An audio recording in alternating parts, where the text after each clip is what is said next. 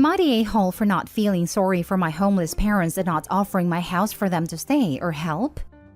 My 30 female parents had me at age 15.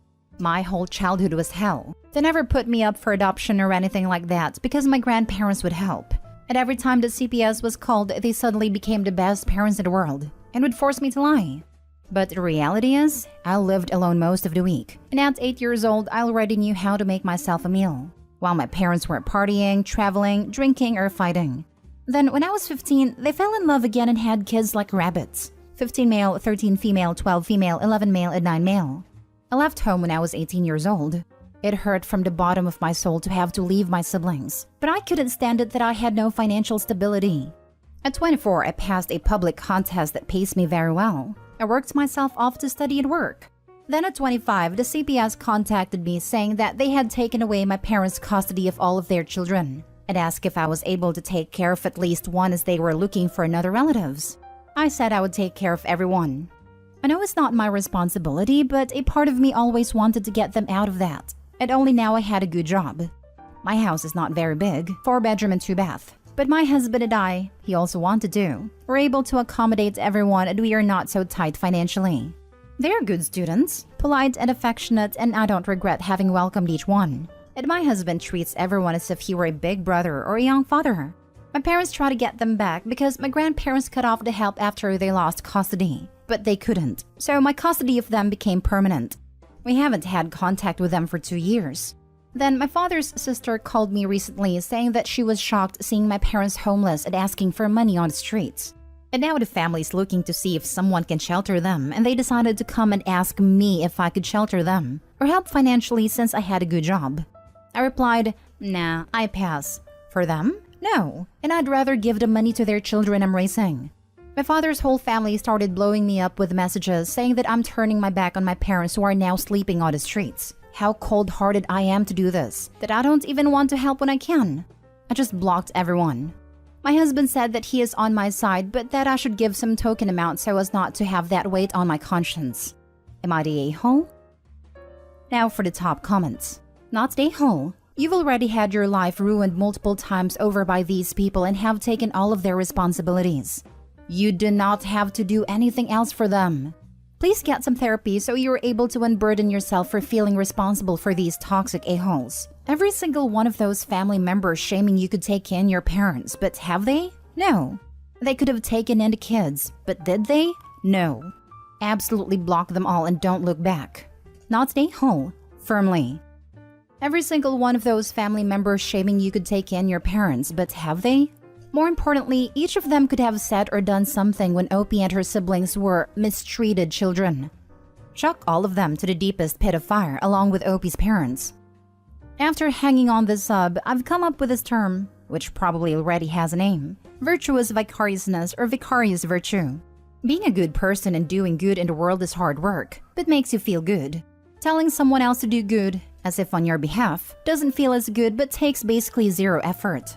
Not the a-hole. Every person hassling you to take your parents in should be met with a reply, "I'm too busy raising their children. How about you take them in?" In thinking about it some more, the kids were removed from these parents by CPS. Would Opie even legally be allowed to house them? I doubt it. So a better argument would be, nope, I can't risk CPS taking the kids away from me for their sake, but I'll be glad to tell them you offered, and watch every nosy one of them back the heck away. I thought the same, but I'm sure they just want money. Same arguments applies though. If Opie starts giving away their money instead of using it to care for their siblings, that might not go over too well. Next story. Am I the a-hole for telling my husband if he wants to give money to my stepdaughter, the same amount should be given to my daughter as well? Me, 46, and my husband David, 51, have been married for 5 years. I have a daughter, Amy, 21, and David has a daughter, Erin, 21. They're only a few months apart. Both started college a few years ago. Amy got a scholarship for her school, which combined with the funds me and my ex had for her, pretty much covered everything. Erin moved out of state to Massachusetts and her school doesn't offer scholarships. David had a college fund for her and the rest she'll cover herself. What's going on now is David said we have a fair amount of savings and wants to give some of that to Erin for her student loans. That's not exactly fair to Amy, but he said that hers are paid off, but I replied he should give the same amount to Amy for rent or something, even if she doesn't have college fees. This is just the tip of the iceberg. Erin plays violin with a local orchestra. She had her first small show about a month ago. We went all the way to Massachusetts because David wanted to see her perform. He was also the one who brought her the violin as a gift when she got into college, but no gift for Amy. We argued over this and David said that it's difficult for Erin alone. I replied that then she should have stayed here instead of running off to a different state and picking up things like violin to show that she's better than everyone. He got really mad at me for saying that. I'm just trying to be fair, but am I the a-hole? Where is Erin's mom? It is sounding to me like you think Amy should be getting money from 3 parents and Erin gets support from 1 parent. You married when these kids were practically adults. And your our savings, did that start from scratch when you married, or did one or both of you bring savings to the marriage? Erin's mom died when she was 3. It's a joint account we both contribute to and brought into when we got married. David had more savings initially, and he earns more than me, so say around 75-25. This really doesn't help your case. He brought the most money to the marriage, still brings in the most of the income, and his daughter has 1 living parent to help her financially. And you want your daughter, who has 2 living parents, to receive some of his money as well? Come on. Yeah, fair in this case means getting both kids graduating college without debt. There is no way to make the cost of college equal given the variation in career tracks and college choices and financial aid/scholarship possibilities. The disparity in savings contributions makes Opie look even worse for trying to claim her kid should get additional money if he uses savings for his daughter's college. Really, he could have put 2/3 of his contribution into a separate college fund for his kid all along. It only contributed an amount equal to Opie's to the joint savings. And the result is the same, but without Opie thinking she gets to complain. You're the a-hole. I was leaning toward not the a-hole until I got to, she should have stayed here instead of running off to a different state and picking up things like violin to show that she's better than everyone. That is a very strange and immature thing to say and throws the story into, I don't think we're getting the whole story land. That violin jibe. Also digging into stepdaughter for going to college out of state. Bizarre. She makes it sound like Erin ran off and joined a circus. Yep, you're the a-hole, OP. Imagine hating your stepdaughter because she had the audacity to play the violin. You're the a-hole. I mean, why else would she choose to play, if not to prove that she's better than everyone else? Isn't that why the violin exists? It is, same as the saxophone exists to prove that you're louder than everyone else. At least that's how my roommates like to play it. Next story. Am I the a-hole for telling my fiancé that he embarrassed me when he started singing the happy birthday song to his 5-year-old son at a restaurant? I, female 30, have been with my fiancé, Ned, male 36, for a year and a half. He has a 5-year-old son with his ex-girlfriend. They don't have a custody arrangement, but he has him most of the week because the mom is currently sick. His son is lovely, but I noticed that Ned takes him everywhere he goes, including places that aren't child-friendly, and we have an issue with that now, but we're working on it. His son's 5th birthday was days ago. Ned took us out to a restaurant to celebrate. The place was nice and looked a bit unfitting for the occasion because it was a somewhat expensive place. Anyways, we ordered food, then got the birthday cake, which was a surprise to me because I thought we were going to celebrate at home, so we could be free to sing and play however we wanted. I still had no issue with that, till Ned started singing the happy birthday song to his son. I was stunned. I almost dropped my plate. He was singing it at the top of his lungs, not even looking around or paying attention to how many people staring at us awkwardly.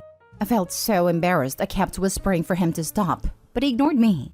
Of course, my future stepson was hyped and a little too active, which isn't good when we're at a public place. I expected the staff, the manager, and one to get involved and stop him, but no one did. In fact, some woman came up to us and offered that she help him take a video recording. I wasn't in it at all. I froze in my seat, looking stunned and a little angry. He looked at me later asking what was wrong. I didn't say anything except, thanks for finally noticing. He didn't understand what I meant and I didn't explain till we were in the car. I flat out told him that he embarrassed me the second he started singing in the restaurant. He looked shocked, saying he didn't get why I would be embarrassed by him celebrating his son's birthday and cheering him up.